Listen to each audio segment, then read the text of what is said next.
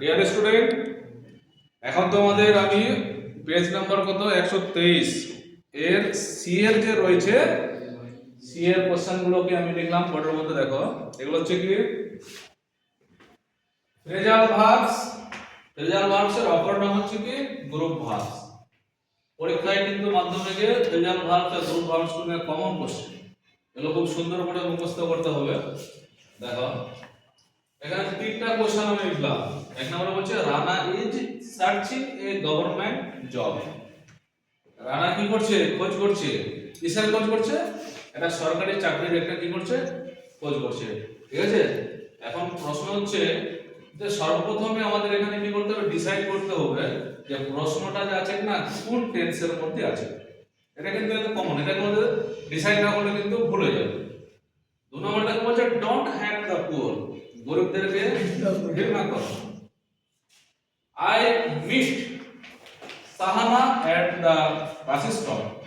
বাস স্টপে আমি কি করেছিলাম? কার সঙ্গে সাক্ষাৎ করেছিলাম? সাহানার সঙ্গে সাক্ষাৎ করেছিলাম। দেখো তাহলে এটা বলছে কি Rana is searching a government job. Rana কি করছে? একটা গভর্নমেন্ট এর যে চাকরি, ঠিক আছে, সেটা কি করছে? সার্চিং করছে, খোঁজ করছে। হ্যাঁ, মানে খুঁজে দেখছে যে গভর্নমেন্টের কোন জবটা আমার কাছে ভালো। দেখো তাহলে এটা কি হচ্ছে? Present continuous tense. এটা কিসে আছে বলো তো?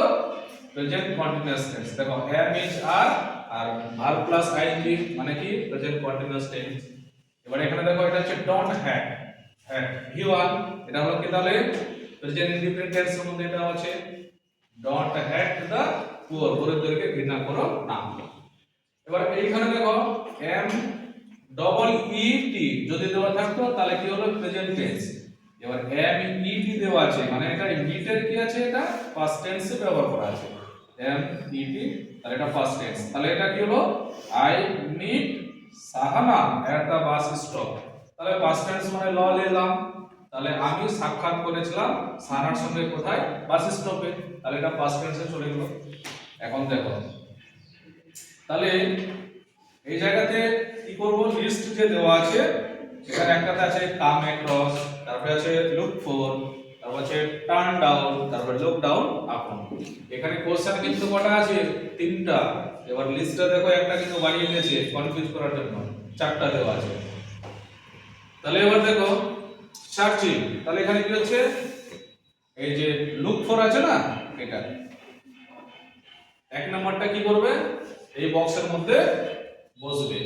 তাহলে এবার দেখো এখানে কি আছে? শুধুমাত্র লুক আছে, কিন্তু এর মধ্যে দেখো সার্চিং এর মধ্যে আইএনজি যুক্ত করা আছে। তাহলে আমরা কি করব? লুকের সঙ্গে কি করব? আইএনজি ব্যবহার করব। তাহলে লুকিং ফর এই জায়গাটা কি হলো? লুকিং ফর হয়ে গেল। বুঝতে পারছিস? কিন্তু এখানে দেখো লুক ফর আছে, লুকিং ফর কেন করলাম? যেহেতু এটা কন্টিনিউয়াস টেন্সের মধ্যে রয়েছে আইএনজিটাকে এখানে ব্যবহার করলাম। এবার দেখো নেক্সট কি আছে? ডোন্ট হ্যাট দ্য পুয়ার, ঠিক আছে, গরিবদেরকে ঘৃণা করো না।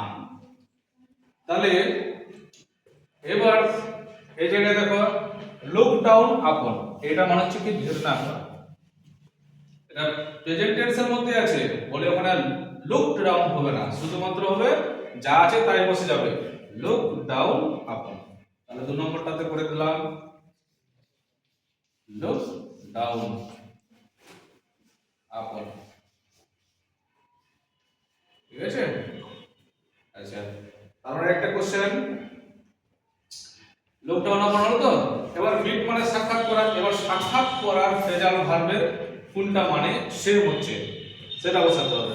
এইটা হচ্ছে এখানে দেখো কি লেখা আছে? কাম অ্যাক্রস লেখা আছে।